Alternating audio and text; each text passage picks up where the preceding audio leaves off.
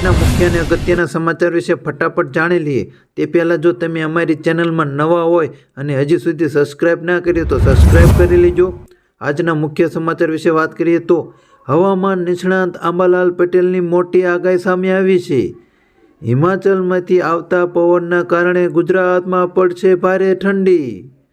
અવારનવાર દિવસોમાં દરિયાકાંઠાના વિસ્તારોમાં વરસાદની પણ આગાહી।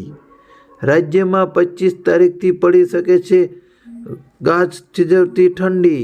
ઉત્તરાયણ પહેલાં હવામાનમાં ફરી આવશે પલટો। ઉત્તરાયણના દિવસે વાદળછાયું વાતાવરણ રહેવાની શક્યતા। સૂર્ય દક્ષિણ ગોળાર્ધમાં જશે તેમ રાજ્યમાં વધશે ઠંડીનો ચમકારો। રાજ્યમાં કરા સાથે પણ માવઠું પડવાની પણ આંબાલાલ પટેલ દ્વારા આગાહી કરવામાં આવી છે। આગળના અને મહત્વના સમાચાર જોઈએ તો તમિલનાડુમાં ભારે વરસાદથી પૂરથી તબાહી મચાવી દીધી છે, જેમાં 10 લોકોના મોત અને 7,000થી વધુ લોકોનું રેસ્ક્યુ કરવામાં આવ્યું છે। વધુ વિગત જાણીએ તો તમિલનાડુમાં સતત વરસાદને કારણે સ્થિતિ વરસી છે। તમિલનાડુમાં 4 જિલ્લાઓમાં ધોધમાર વરસાદને કારણે 10ના મોત થયા છે, તો આ જિલ્લાઓમાં એનડીઆરએફની અને એસડીઆરએફ 250 જેટલા જવાનોને ખડે પગે રાખવામાં આવ્યા છે।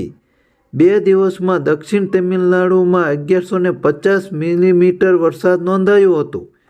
17,000 લોકોમાં કેમ્પમાં રહેવા માટે મજબૂર થયા છે, તો રાજ્યની ઘણી નદીઓ અને તળાવોના જળ સપાટીઓ ઉપર આવી ગયા છે। આગળના સમાચાર વિશે વાત કરીએ તો ગુજરાતમાં અસલી કરતાં નકલીની બોલબાલા વધારે। અમરેલીમાંથી નકલી ઘીની ફેક્ટરી ઝડપાઈ। રાજુલાના શખ્સ લીલિયાના પીપળા ગામે ચલાવતો હતો ફેક્ટરી। મિનરલ વોટરની આડમાં નકલી ઘી બનતું હતું। જી હા, વનસ્પતિ તેલ હાઇડ્રોજન યુક્ત તેલમાંથી ડુપ્લિકેટ ઘી બનાવાતું હતું। લીલિયા પોલીસે 30 લાખનો મુદ્દા માલ જપ્ત કર્યો છે, તો આમને કેટલું વેચાણ કરી નાખ્યું છે તેનો આંકડો હજી સુધી કોઈ દર્શાવવામાં નથી આવ્યો। ત્યારે નકલી સાથે એક નકલી પણ આગળનો મહત્વના સમાચાર નકલીને લઈને બનાસકાંઠામાંથી નકલી કોન્સ્ટેબલ ઝડપાયો। ગુજરાતમાં અસલી કરતાં નકલીની બોલબાલા તો તમને જણાવી દીધી છે। ડીસામાંથી નકલી પોલીસ કોન્સ્ટેબલ ઝડપાયો છે। નકલી કોન્સ્ટેબલ પોલીસનું નકલી કાર્ડ લઈને ફરતો હતો। પોલીસ વાનમાં અશોક ચૌધરી નામના શખ્સે તેની પૂછપરછ કરતા મળી હતી બાતમી।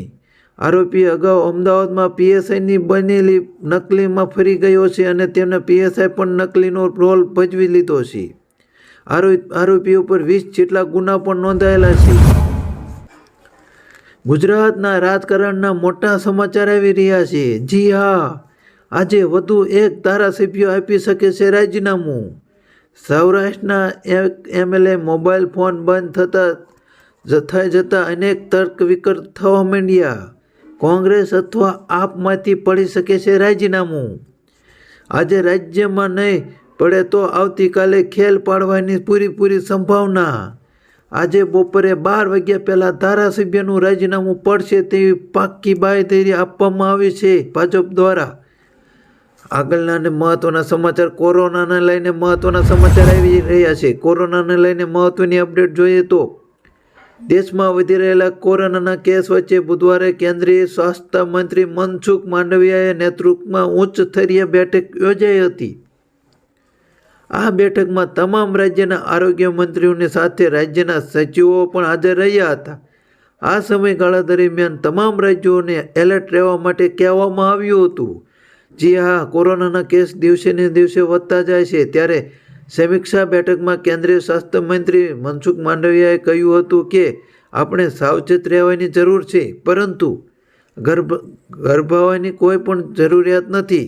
તમે ચિંતા ના કરશો, કોરોના સામે આપણે લડવા માટે તૈયાર છીએ। હવામાન વિભાગે ભર શિયાળે વરસાદની આગાહી। હવામાન વિભાગે ભર શિયાળે વરસાદની આગાહી કરતાં ખેડૂતોના જીવ તાળવી આવી ગયા છે। દરિયા કિનારાના વિસ્તારોમાં હવામાન વિભાગ દ્વારા વરસાદની આગાહી કરી છે। અત્રે જણાવવાનું છે કે છેલ્લા 2 દિવસમાં ઠંડીમાં પારો ગગડ્યો છે અત્યારે ગુજરાતમાં વિવિધ શહેરોમાં તાપમાન 2 થી 3 ડિગ્રી ઘટ્યું છે, ત્યારે આ બધાની વચ્ચે વરસાદની આગાહી કરાઈ છે.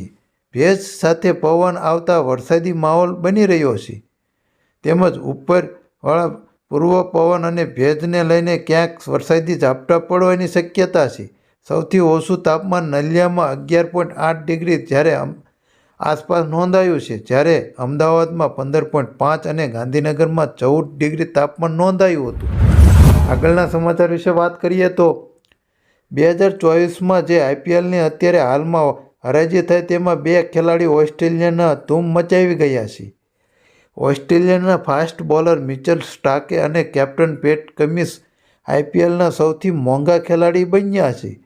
કોલકાતા નાઇટ રાઇડર્સ મિચેલ સ્ટાર્કને સૌથી વધારે 24.75 કરોડમાં ખરીદ્યો છે, તો સનરાઇઝર હૈદરાબાદે કેપ્ટન પેટ કમિન્સને 20.50 કરોડમાં ખરીદ્યો છે. આ બંને અત્યાર સુધીમાં સૌથી મોંઘા ખેલાડી બન્યા છે. આગળના સમાચાર વિશે વાત કરીએ તો છેતરપિંડીની ઘટના એક મહત્વની સામે આવી છે. જૂનાગઢમાં એક અજીબ છેતરપિંડીની ઘટના સામે આવી છે.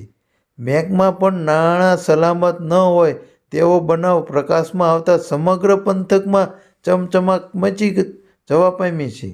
બેંકમાં કેશિયર તરીકે ફરજ બજાવતા કર્મચારીએ જ ગ્રાહકના નાણાં ઉપચાત કરી રહ્યો હતો. અંતરે જણાવી દઈએ કે HDFC બેંકના કર્મચારીએ ગ્રાહક સાથે 63 લાખ રૂપિયાની છેતરપિંડી આચરી છે. આ જોઈ અને બેંકને પણ નીચું જોવાનું થાય તેવો વારો આવ્યો છે. હાલમાં પોતાના નાણાં, પ્રજાના નાણાં બેંકમાં પણ સલામત ન હોય તેવું લાગી રહ્યું છે. આગળના સમાચાર વિશે વાત કરીએ તો ફટાફટ સમાચાર મળી રહ્યા છે. ચોખાના ભાવને લઈને મોટી અપડેટ સામે આવી છે. નરેન્દ્ર મોદી સરકારે લોકલ બજારમાં ચોખાના ભાવને લઈને એક મોટું પગલું ભર્યું છે, જેનાથી બજારમાં ચોખાના ભાવમાં ઘટાડો થશે અને ગ્રાહકને મોટી રાહત મળશે. કેન્દ્ર સરકારે ચોખાના સંસ્કરણને તાત્કાલિક અસર ચોખાના છૂટક ભાવમાં ઘટાડો કરવાનો નિર્દેશ આપ્યો છે. આ સંદર્ભમાં ખાદ્ય અને જાહેર વિતરણ વિભાગના સચિવ સંજીવ ચોપરાએ બિન બારમાસી ચોખાના સ્થાનિક ભાવની સ્થાનિક કિંમત સમીક્ષા કરવા માટે એક બેઠક બોલાવી હતી, જેમાં ચોખાના ભાવ ઘટવાના મહત્વના નિર્ણય લેવામાં આવી શકે છે. 2024 ચૂંટણીને લઈને મહત્વના સમાચાર આવ્યા છે. લોકસભાની તૈયારીઓ શરૂ. લોકસભાની ચૂંટણી પહેલાં જ ગુજરાતમાં હલચલ મચવા માંડી છે, જેમાં પક્ષ પલટાથી લઈને રાજીનામાનો દોર ફરી એકવાર શરૂ થયો છે. આમ આદમી પાર્ટીના એક ધારાસભ્યએ રાજીનામું આપ્યા બાદ હવે કોંગ્રેસના ધારાસભ્ય રાજીનામું આપે તેવી અટકળો તેજ થઈ છે. ધારાસભ્યોના રાજીનામા મુદ્દે ઋષિકેશ પટેલે કોંગ્રેસ હાઈકમાન્ડ પર આકરા પ્રહાર કર્યા હતા, જેમાં તેમણે કહ્યું હતું કે કોંગ્રેસના નેતૃત્વ જેવું હશે તેવું બાકી રહ્યું છે, તેમજ ખરાબ નેતૃત્વને કારણે કોંગ્રેસ પાછળ ધકેલાઈ રહી છે. તેમણે કહ્યું હતું કે કોંગ્રેસમાં રહીને ધારાસભ્ય ગોકળાઈ રહ્યા છે. કોંગ્રેસમાં રાજકારણ નહીં પરંતુ રાજનીતિ ચાલે છે તેમ પણ કહ્યું હતું. અમે કોઈ પણ નેતાને આમંત્રણ આપતા નથી, પરંતુ હાલમાં જે ભાજપમાં નેતા જોડાઈ રહ્યા છે તે આપોઆપ આવે છે તેવું ભાજપ દ્વારા પણ કહેવામાં આવ્યું છે. ગુજરાત માટે ગંભીર હોય તેવા એક સમાચાર સામે આવ્યા છે. રાજ્યમાં હાર્ટ એટેકથી લોકોના મોત થઈ રહ્યા છે, તે રોકવા ઊભા રહેવાનું નામ નથી લેતા. રાજ્યમાં હાર્ટ એટેક આવવાથી રાજકોટમાં હાલમાં આજના દિવસે 3 વ્યક્તિના મોત થયા છે, જેમાં એક રાજકોટ શહેરનો અને 2 આજુબાજુના વિસ્તારો હોય તેવું પણ સામે આવ્યું છે. હાર્ટ એટેકથી મોતનો સિલસિલાઓ ગુજરાતમાં કેટલા ટાઈમથી ચાલે છે અને અત્યારે લોકો ગભરાટથી પોતાનો જીવ પણ જઈ શકે છે. હાલમાં ગુજરાતમાં હાર્ટ એટેકથી મોત લેવાનું કારણ શું છે તેના વિશે પણ PM રિપોર્ટમાં કોઈ આવતું નથી, પરંતુ હાલમાં ગુજરાતમાં અવારનવાર આવા કિસ્સા બનતા રહે છે, રોજ 2 કે 3 કે 5 કે 10. તો તેના વિશે કારણ શું હશે?